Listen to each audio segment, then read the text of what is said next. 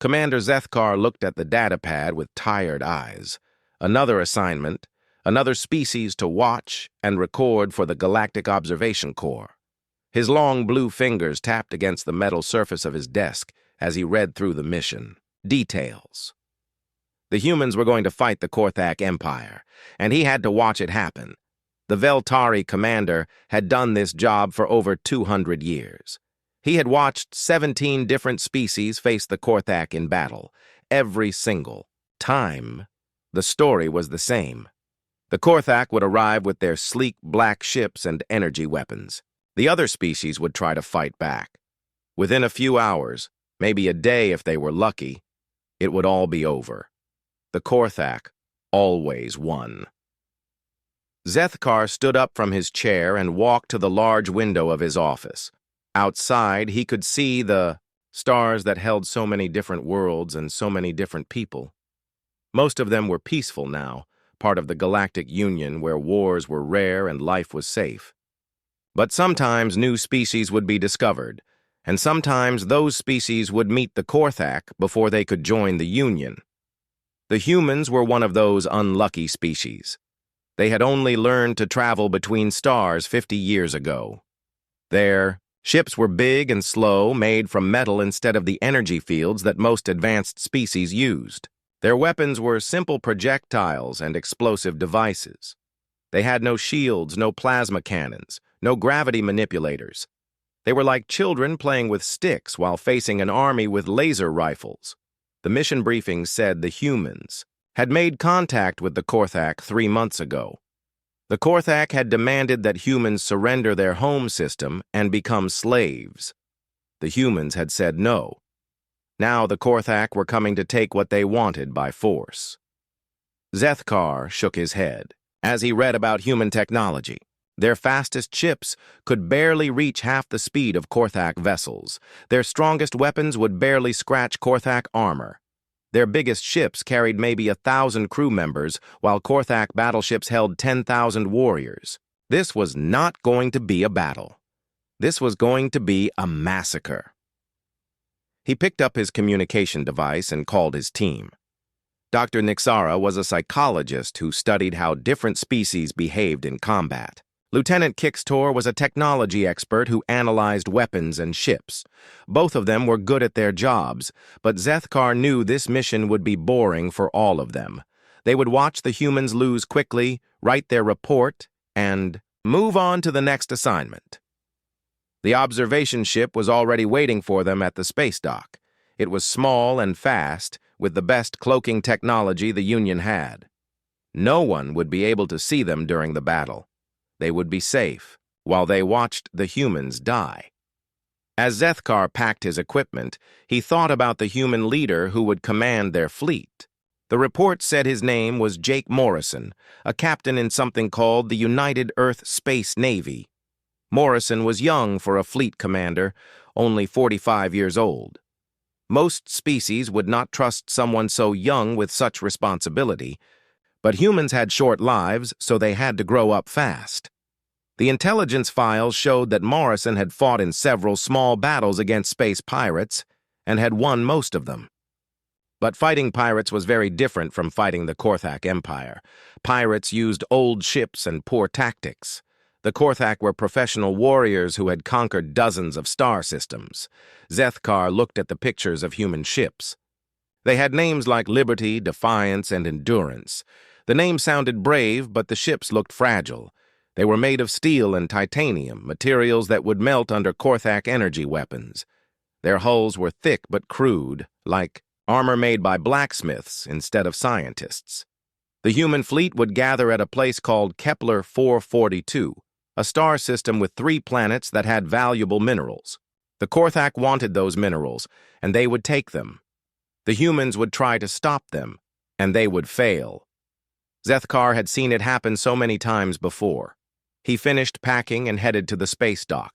His team was already there, loading their equipment onto the observation ship. Dr. Nixara looked excited about studying a new species, even though that study would be short. Lieutenant Kixtor was checking his sensors and cameras, making sure they would record everything clearly. The observation ship lifted off and headed toward Kepler 442. It would take them 3 days to reach the system, and the battle would probably start shortly after they arrived. Zethkar settled into his captain's chair and began reading more files about humans. They were an interesting species in some ways. They came from a dangerous world with many predators and natural disasters. They had learned to work together to survive, but they also fought wars among themselves. They had strong emotions and formed deep bonds with each other. They created art and music and stories. They were not evil or stupid, but none of that would matter when the Korthak arrived. Good people died in wars just as easily as bad people. Intelligence and creativity meant nothing when facing superior firepower. Zethkar had learned that lesson many times over his long career. The ship jumped into faster-than-light travel, and the stars outside became long streaks of light. Soon they would reach Kepler 442, and soon Zethkar would watch another species lose their freedom and their lives to the Korthak Empire.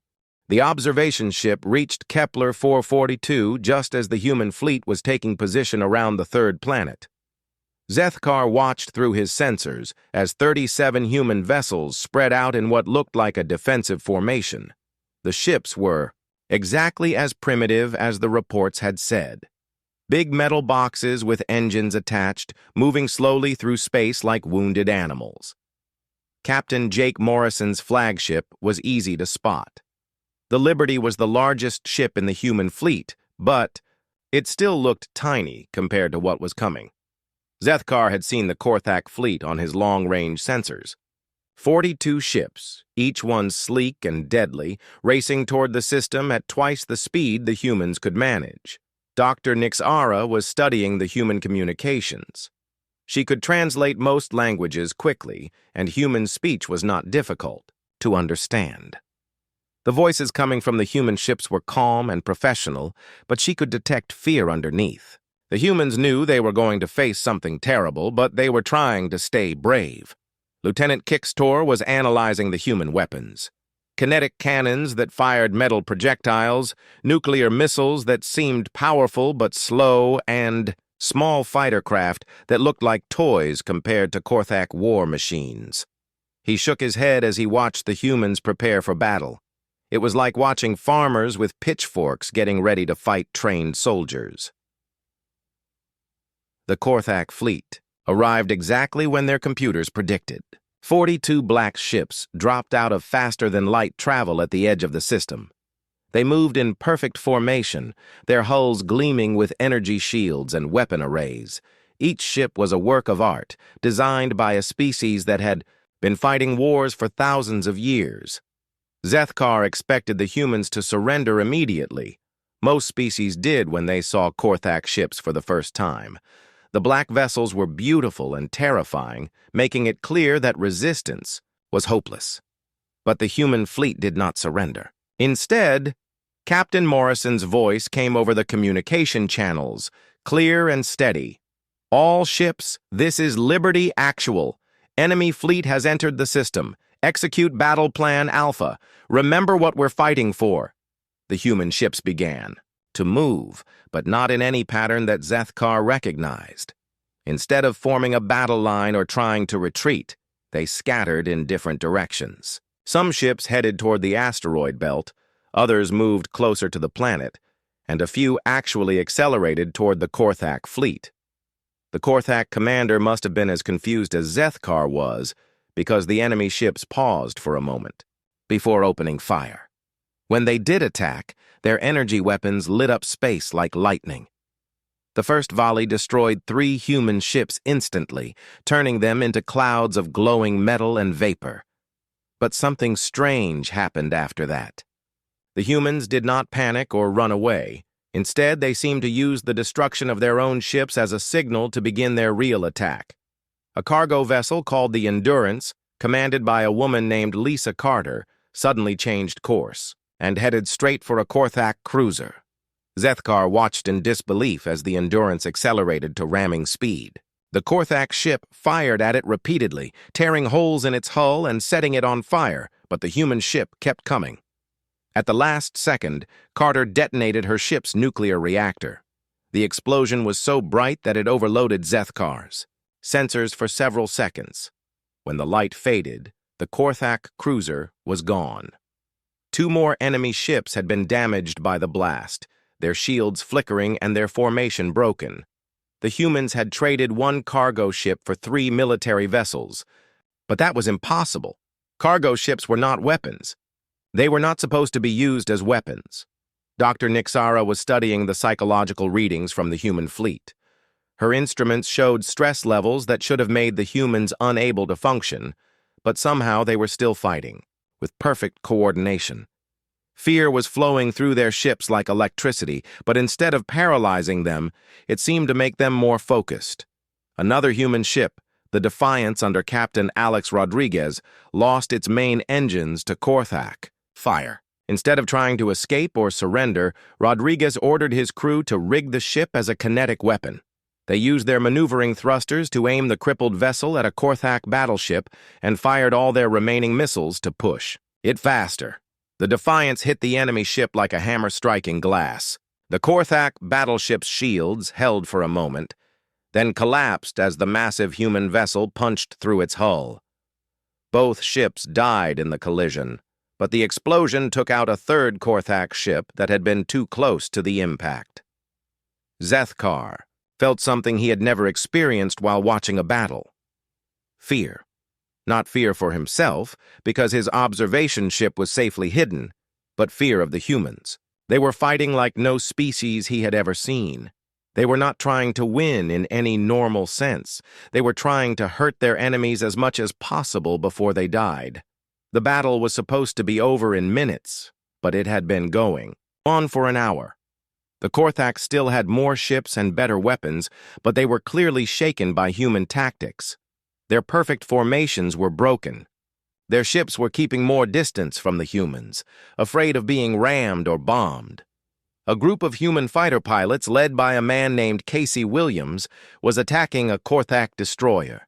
Their small craft should have been swatted down like insects, but they were flying in ways that made no sense. They used debris from destroyed ships as cover, fired their weapons while spinning wildly through space, and seemed to have no fear of death at all. Williams led his squadron straight into the destroyer's weapon arrays, knowing that most of them would die. The Korthak shot down 8 of the 12 fighters, but the survivors managed to damage the destroyer's main guns. As Williams pulled away from the attack, his fighter was hit by enemy fire. Instead of trying to save himself, he turned around and crashed his burning aircraft into the destroyer's bridge. Lieutenant Kix Tor was recording everything, but he kept shaking his head in disbelief. The humans were using tactics that no military academy would ever teach. They were turning their weaknesses into strengths and their desperation into weapons. They fought like they had nothing to lose and everything to gain. The Korthak commander was clearly frustrated. His ships were still winning, but not in the way they expected. Every human vessel that died took at least 1 Korthak ship with it. The battle was becoming expensive, and the Korthak did not like expensive victories. Zethkar realized that he was watching something new. The humans were not fighting to win. They were fighting to make their enemies regret attacking them. They were fighting to make the cost of victory so high that the Korthak would think twice before attacking another human world. And it was working. 3 hours into the battle, Zethkar was studying the humans more carefully than he had ever studied any species before. His instruments were picking up readings that should have been impossible. The human crews were experiencing levels of stress and fear that would kill most sentient beings, but they continued to fight with incredible skill and coordination. Dr. Nixara was fascinated by what her sensors were showing her.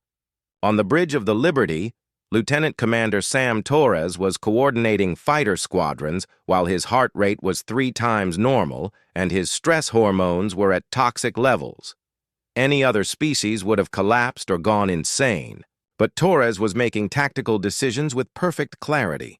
The human brain seemed to work differently than other species when faced with mortal danger. Instead of shutting down or becoming confused, it seemed to focus more sharply. The humans were not ignoring their fear. They were using it as fuel for their determination. A fighter pilot named Casey Williams was performing maneuvers that violated several laws of physics and common sense. Her small craft was missing its left wing and had fires burning in 3 different compartments, but she was still attacking Korthak ships with deadly precision. Her voice on the communication channels was calm and professional, as if she was conducting a training exercise instead of fighting for her life. Lieutenant Kixtor had been analyzing human technology and tactics for hours, and he was beginning to understand something that scared him. The humans were not just improvising. They had planned to fight this way. Their ships were designed to be used as weapons even after they were crippled. Their crews were trained to keep fighting even when their vessels were falling apart around them. The human ship called Defiance had been boarded by Korthak warriors an hour ago. Most species would surrender when enemy soldiers took control of their vessel, but the human crew, led by Chief Engineer Ben Murphy, was fighting through their own ship room by room. They were using maintenance tools as weapons and turning their knowledge of the ship's systems against the invaders. Zethkar watched as Murphy led his team through the ship's ventilation system to attack the Korthak from behind. The humans were using welding torches as flamethrowers and industrial cutters as swords. They had turned their engineering deck into a maze of traps and ambushes. The Korthak warriors, trained for conventional combat, were being defeated by repair, technicians, and mechanics. The psychological profile of the human species was unlike anything in Zethkar's files. Most intelligent life forms developed technology to make their lives safer and more comfortable. They avoided danger and sought security. But humans seemed to embrace danger as a natural part of existence. They acknowledged that they were fragile and mortal, then chose to act with courage anyway. Dr. Nixara was listening to human communications from across the fleet. The conversations were filled with references to things that had nothing to do with the battle. Crew members talked about their families back on Earth, about children they wanted to see again, about promises they had made to people they loved. The humans were not fighting for abstract military objectives. They were fighting for personal reasons that gave them strength.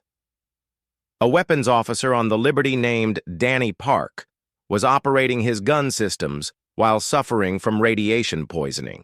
That should have killed him an hour ago. His hands were shaking and his vision was blurred, but he continued to fire at enemy ships with deadly accuracy. When asked by his captain if he needed medical attention, Park simply said that he would see the doctor after the battle was over. The Korthak Empire had conquered 47 star systems using fear as their primary weapon. Their ships were designed to look intimidating. Their warriors wore armor that made them appear larger and more dangerous, and their tactics were calculated to break enemy morale quickly. But the humans seemed immune to fear-based warfare. They acknowledged that the Korthak were powerful and dangerous, then attacked them anyway. Zethkar realized that he was witnessing something that had never been recorded in galactic history, a species that grew stronger under pressure instead of weaker.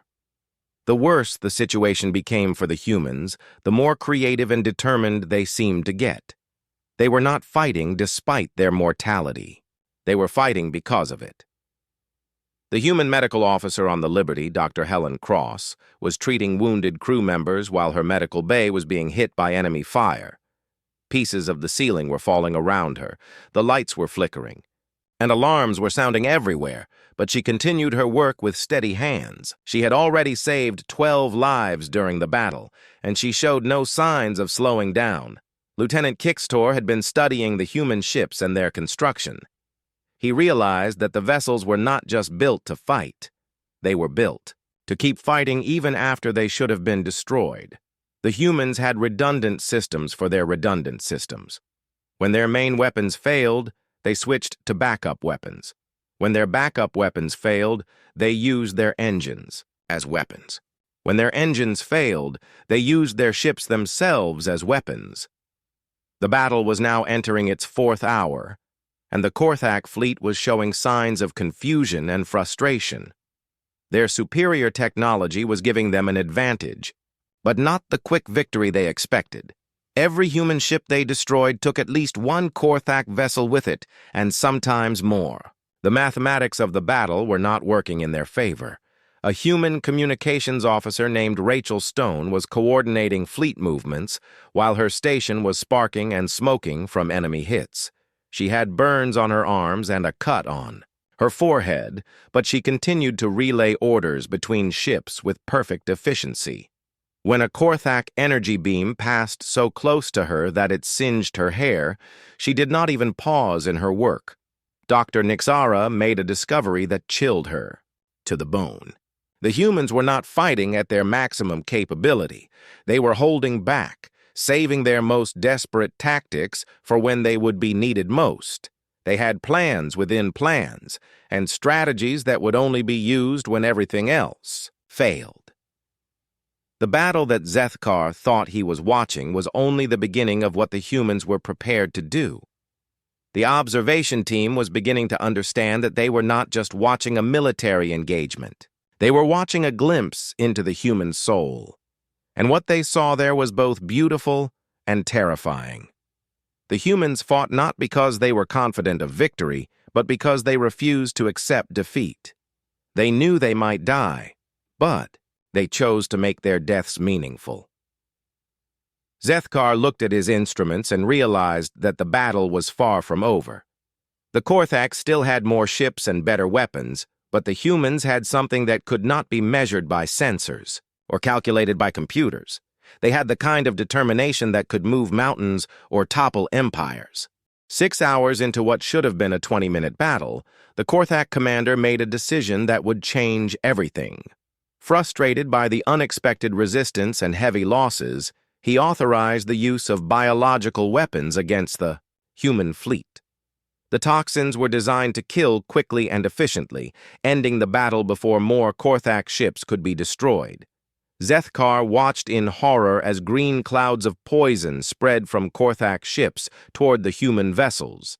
Biological weapons were forbidden by galactic law when used against member species of the Union, but humans were not members yet. Technically, the Korthak were not breaking any rules, but they were crossing a line that most civilized species would never cross. The toxins hit the human ships like invisible death. They passed through hull breaches and life support systems, spreading throughout the vessels in minutes. Zethkar expected the human crews to start dying immediately, but what happened next defied all logic and medical science. Dr. Helen Cross, the chief medical officer on the Liberty, detected the biological attack within seconds of its beginning. Instead of panicking or accepting defeat, she immediately began analyzing the toxins while they were killing her crew around her. Her medical bay became a laboratory where she worked to save lives while her own body was being poisoned. The human. Doctor had no advanced equipment, no database of alien biology, and no time to conduct proper research. But she had something that impressed even Dr. Nixara, who was watching from the observation ship. Cross had an absolute refusal to give up, even when facing impossible odds. Working with whatever medical supplies she could find, Cross began developing countermeasures in real time. She used stimulants to keep poisoned crew members conscious, painkillers to help them function through the agony, and improvised treatments that should not have worked, but somehow did. Her medical bay became a miracle factory where dying humans were given just enough strength to keep fighting. The countermeasures were only partially effective. Crew members throughout the human fleet were still dying from the Korthak toxins, but they were dying slowly instead of quickly. More importantly, they were staying conscious and functional long enough to continue the battle. What should have ended the fight in minutes only made the humans more determined. Lieutenant Commander. Sam Torres was coordinating the fleet's fighter squadrons while his nervous system was being destroyed by alien poison. His hands shook so badly that he could barely operate his controls, but his tactical decisions remained perfect. When Dr. Cross told him that he had maybe an hour to live, Torres simply nodded and continued his work. The psychological effect on the Korthak forces was devastating. They had used their most terrible weapon, and the humans were still fighting. Worse, the humans seemed to be drawing strength from their suffering. Crews that should have been dead were launching new attacks with a fury that shook even experienced Korthak warriors. Chief Engineer Ben Murphy had retaken most of his ship from the Korthak boarding party, but he was now fighting while suffering from the same biological weapons that were affecting the rest of the fleet. His vision was blurred and his breathing was labored, but he continued to hunt enemy soldiers through his vessel with tools turned into weapons. Dr. Nixara was recording psychological data that would revolutionize the study of sentient behavior. The humans were demonstrating that intelligence and determination could overcome biological limitations that should have been absolute. They were rewriting the rules of what was possible for organic life forms. Pilot Casey Williams was flying her damaged fighter through space while the Korthak toxins attacked her nervous system. Her controls were responding slowly because her reflexes were failing, but she compensated by predicting enemy movements and firing before they happened. She was fighting the future instead of the present, using her mind to overcome the limitations of her poisoned body. The human fleet was now operating on pure willpower. Most of the crew members should have been dead or unconscious, but they remained at their stations through sheer determination. Bridge officers like Navigation Chief Tony Blake were plotting intercept courses while their hands shook from nerve damage, but their calculations remained accurate. Zethkar realized that he was watching something that no galactic military academy had ever taught. The humans were not just fighting through pain and fear. They were fighting through their own deaths. They had accepted that they were going to die, and they had decided to make their deaths count for something. The Korthak fleet was now in full retreat mode, but the humans would not let them escape easily. Captain Morrison ordered his remaining ships to pursue the enemy vessels, even though his own crew was dying around him. The Liberty's bridge was filled with the smell of burned circuits and biological toxins, but Morrison continued to command his fleet with steady authority.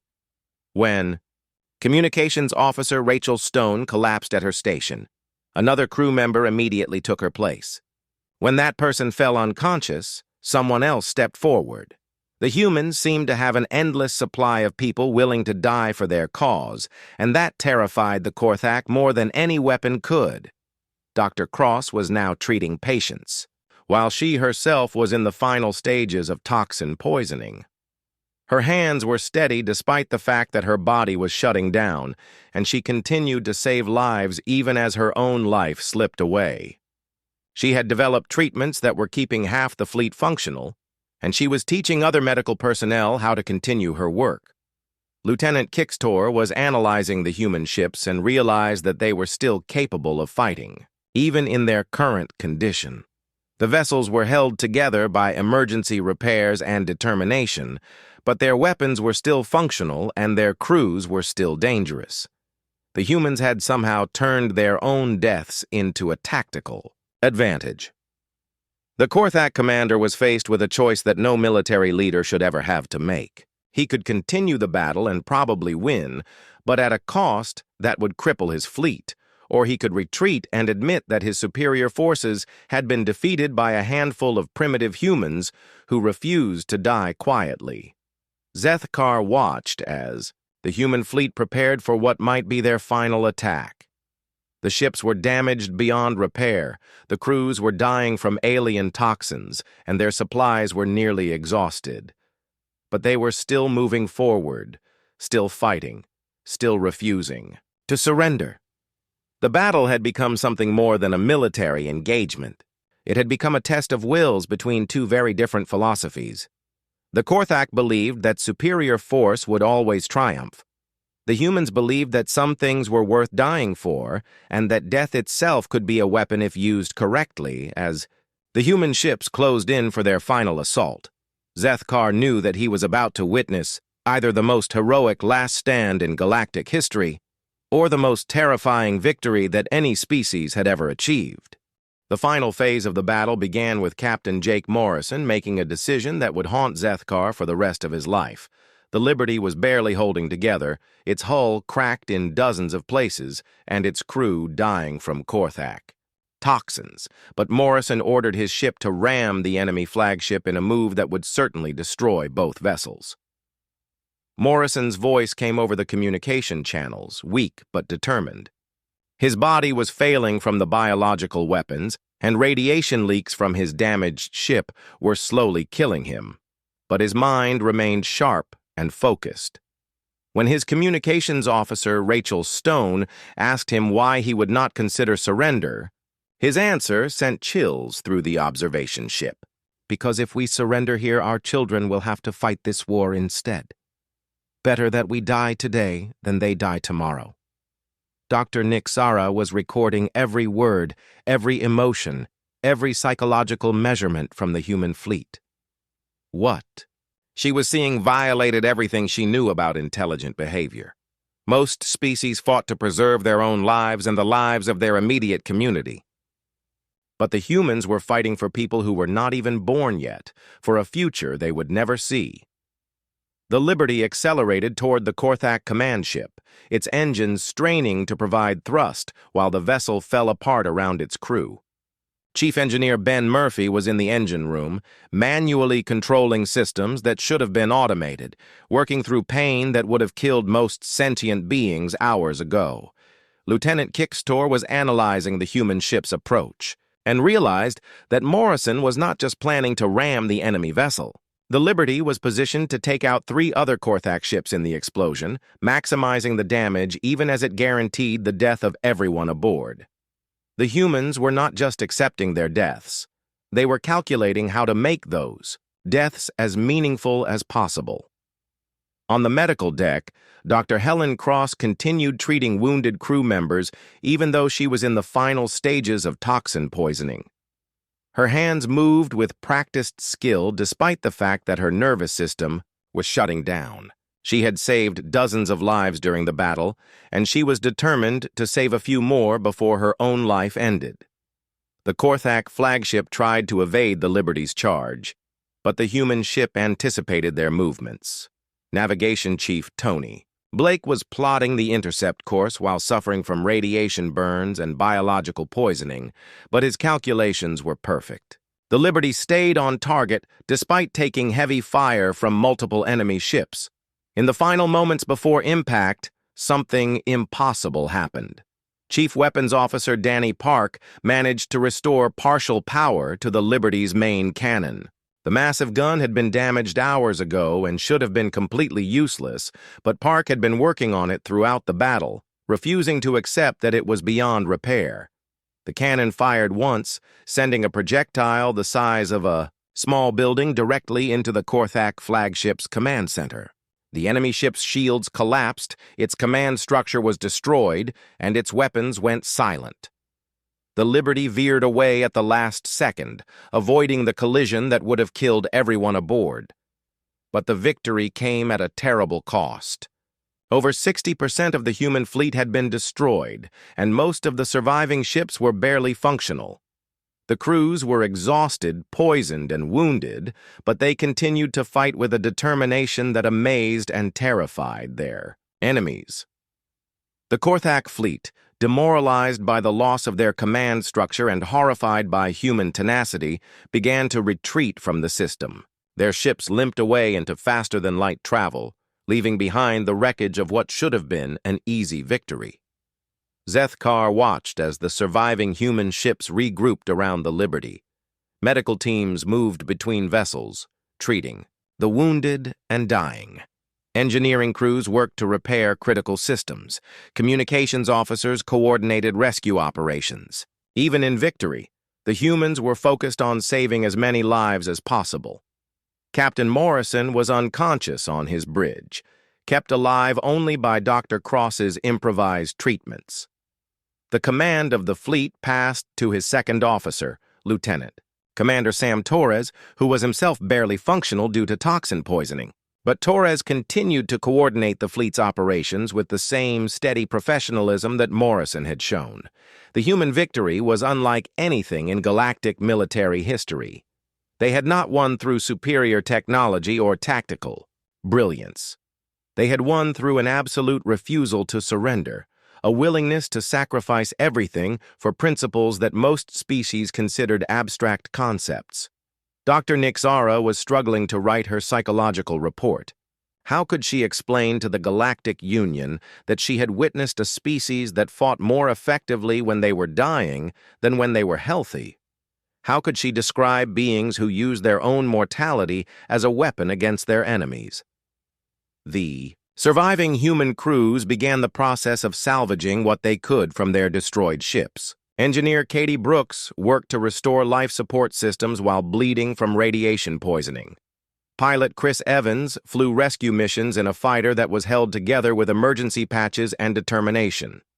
Medical officer Lisa Adams treated wounded crew members while she herself was suffering from the same biological weapons that had killed so many of her patients. The human medical staff had performed miracles during the battle, keeping people alive and functional through injuries and poisoning that should have been immediately fatal.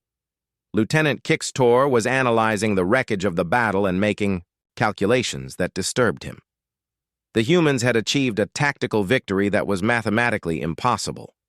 They had used inferior ships and weapons to defeat a superior enemy through tactics that no military computer would ever recommend. But what truly frightened the observation team was the realization that this had not been exceptional human behavior. This was simply how humans fought when their backs were against the wall. They had not surprised themselves with their courage and determination. They had expected to fight this way from the beginning. The human fleet began its journey back to Earth, carrying their wounded and their dead, their damaged ships held together by emergency repairs and willpower.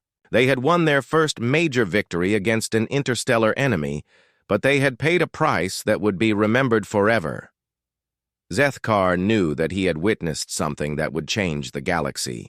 The humans had proven that they were more than just another primitive species. They were something new and dangerous, a people who fought not just to win, but to ensure that their enemies would never want to fight them again. The observation ship began its own journey back to Union space, carrying data and recordings that would revolutionize galactic understanding of warfare and psychology. But Zethkar wondered if some knowledge was too dangerous to share, and whether the galaxy was ready to learn what the humans had taught him about the true cost of victory. 3 months after the battle at Kepler 442, Zethkar sat in his office staring at a blank report that he could not bring himself to finish. He had written thousands of military observations over his career, but this one was different. This one would change everything the Galactic Union believed about warfare, about courage, and about what it meant to be intelligent life in a dangerous universe. The data was all there, recorded by the most advanced sensors the Union possessed. Video footage of human crews fighting while their ships fell apart around them. Audio recordings of Captain Morrison ordering his vessel to ram an enemy flagship while his own body was dying from alien toxins. Medical readings that showed humans functioning at peak efficiency while experiencing stress levels that should have killed them instantly. Dr. Nixara had submitted her psychological analysis weeks ago, but Zethkar could tell that even she was struggling to understand what they had witnessed. The humans had demonstrated behaviors that violated every theory about intelligent life that the Union had developed over thousands of years. Most species evolved to avoid danger and seek safety. They developed technology to protect themselves from the hostile universe and created societies that minimized risk to their members. War was something to be avoided if possible and ended as quickly as possible when it could not be avoided. But the humans seemed to embrace war as a natural part of existence. They did not fight to minimize casualties or preserve resources. They fought to make their enemies regret ever attacking them. They turned their own deaths into weapons and their suffering into strength. Lieutenant Kixtor had analyzed every piece of human technology used in the battle. Their ships were crude by galactic standards, their weapons were primitive, and their defensive systems were almost non-existent. But they had been designed by a species that expected to fight against superior enemies and had planned accordingly. Human vessels were built to keep fighting even after they should have been destroyed. Their crews were trained to operate under conditions that would incapacitate most sentient beings. Their tactics were based on the assumption that they would be outnumbered and outgunned, so they had learned to use those disadvantages as weapons. Zethkar had watched engineer Katie Brooks continue emergency repairs while suffering from radiation poisoning that should have killed her hours earlier. He had seen pilot Chris Evans fly suicide missions with the calm professionalism of routine patrol duty. He had recorded Medical Officer Lisa Adams treating wounded crew members while she herself was dying from the same biological weapons that had killed her patients. The humans had fought not because they were confident of victory, but because they refused to accept defeat. They knew they were fragile beings in a hostile universe, and they had decided to rage against that reality rather than submit to it. But what truly haunted Zethkar was the realization that the battle at Kepler 442 had not been exceptional human behavior.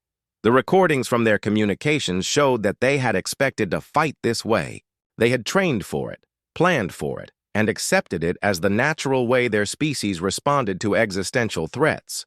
The human fleet had returned to Earth with their wounded and their dead, their damaged ships held together by emergency, repairs, and determination. They had celebrated their victory, but they had also immediately begun preparing for the next battle. Because they knew, with the certainty of a species that had learned to expect conflict, that there would always be a next battle. Zethkar had requested a transfer to peaceful exploration duties after completing his observation mission. He told his superiors that he needed a change of assignment for personal reasons, but the truth was that he could not bear to watch another species die in battle. The humans had shown him what warfare really meant, and he never wanted to see it again. The Galactic Union's military advisors were already studying his preliminary reports and asking for more details.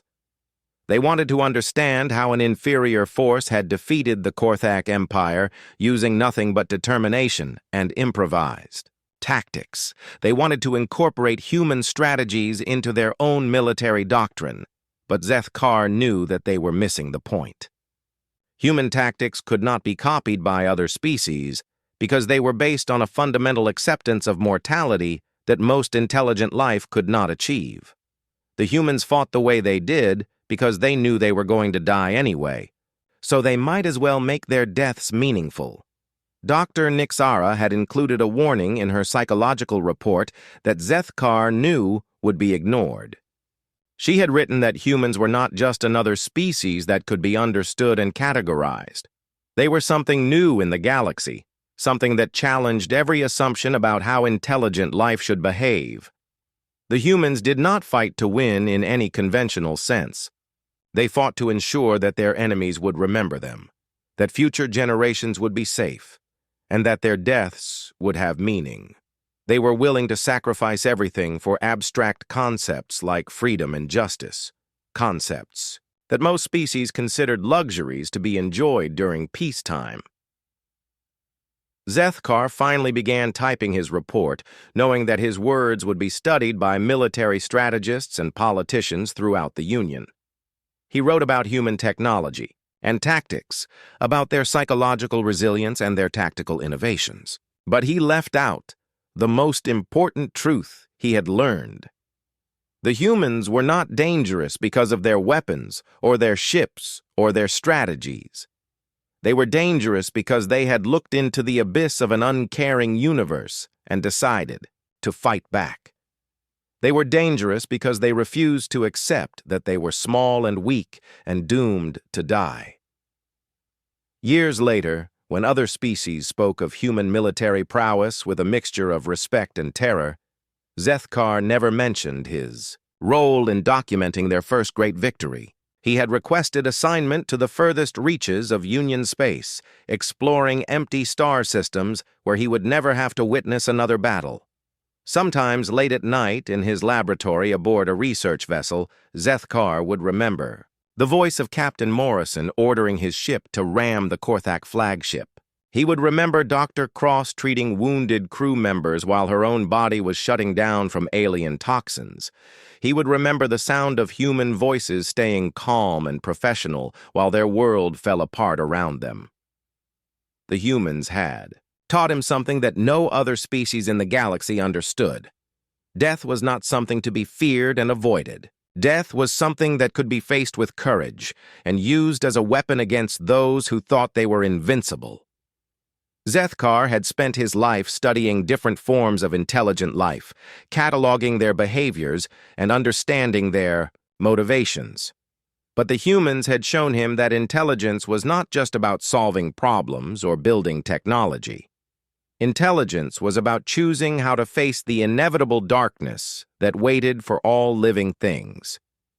The humans had chosen to face that darkness with defiance, and that choice had made them the most dangerous species in the galaxy. Zethkar knew that his report would eventually reach every government and military in Union space, and that the galaxy would never be the same again. He had been ordered to watch humans in battle, and now he regretted ever going. Some knowledge he had learned was too heavy to bear. Some truths were too dangerous to know, and some species were too frightening to understand, even when they were fighting on your side.